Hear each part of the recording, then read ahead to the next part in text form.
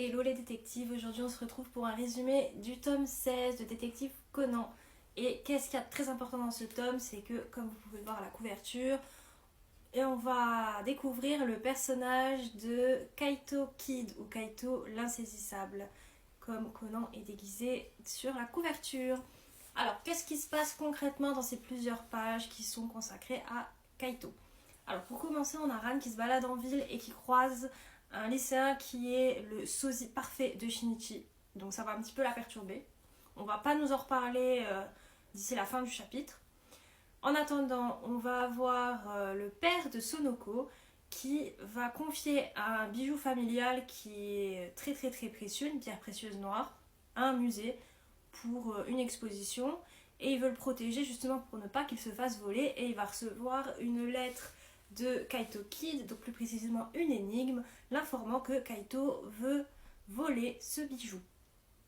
Alors, qu'est-ce qu'on va apprendre sur Kaito? On va apprendre plusieurs choses. La première, c'est que il a effectué un vol il y a 18 ans à Paris. Ensuite, on n'a plus entendu parler de lui pendant 10 ans. Et il vient de revenir au Japon et il commence à refaire des petits vols. Donc, on va nous poser les bases du personnage, c'est-à-dire que on va nous le décrire et on va le voir physiquement avec son costume, son grand chapeau, etc. Le fait que son visage soit un peu camouflé, qu'on ne le voit pas bien.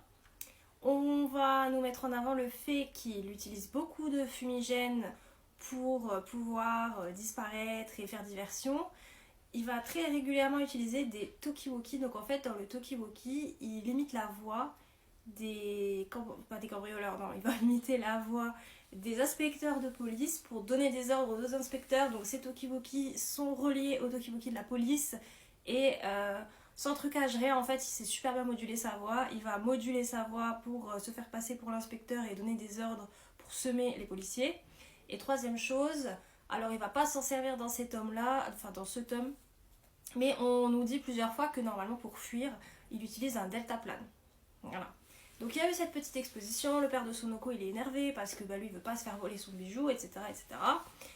Et il va organiser une fête sur un paquebot pour célébrer l'anniversaire, je ne sais plus combien d'années, de son entreprise.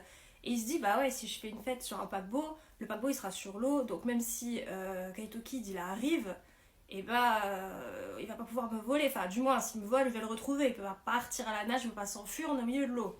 Donc Kaito lui envoie une petite lettre en lui indiquant qu'effectivement il va venir lui voler le bijou. Ils sont tous aux aguets, qui est Kaito, quoi il est déguisé, parce que oui, on sait également que Kaito est le pro du déguisement. Donc, première étape, ils arrivent sur le bateau et il s'avère que Kaito s'est déguisé en père de Sonoko pour pouvoir rentrer. Donc ils finissent par l'apprendre, ils se disent oh mon dieu, Kaito est sur le bateau, comment on va faire? Et la mère de Sonoko elle avait prévu le coup, c'est-à-dire qu'elle avait distribué une petite pierre noire à chaque invité en leur disant il n'y a qu'une seule personne qui possède la vraie, tous les autres ont des fausses, mais c'est pour semer le trouble auprès de Kaito et éviter qu'il nous le vole. Alors, pendant la soirée, Kaito va avoir truqué les perles, donc il y a des fumigènes qui vont apparaître, et Conan va découvrir au fur et à mesure de la soirée que en réalité Kaito a pris l'apparence de Ran. Il a réussi à démasquer Kaito et donc finalement Kaito lui rend la perle, il l'abandonne, ils ont un long monologue, il lui rend la perle qu'il a volée, sauf que Conan n'arrive pas à l'arrêter puisque Kaito va utiliser des fumigènes et va à nouveau disparaître et il va lui dire que potentiellement vu qu'il a les vêtements de Ran elle doit être nue dans un canot de sauvetage et en fait c'est pas vrai, il lui avait laissé des vêtements mais comme ça Conan il a fui bien un peu inquiet pour Ran qu'elle se fasse découvrir nue et on ne sait pas comment Kaito s'est enfui, on se demande, dis donc il y a un paquebot au milieu de l'eau, il a pas pris son deltaplane, comment il a fait? Et bien à la fin du tome on a Ran, Sonoko et Conan qui se baladent en ville et elles recroisent ce fameux sosie de Shinichi et on peut lire les pensées du personnage et on comprend que ce sosie de Shinichi c'est Kaito. Et il nous indique qu'en fait, il s'est enfui du bateau à la nage.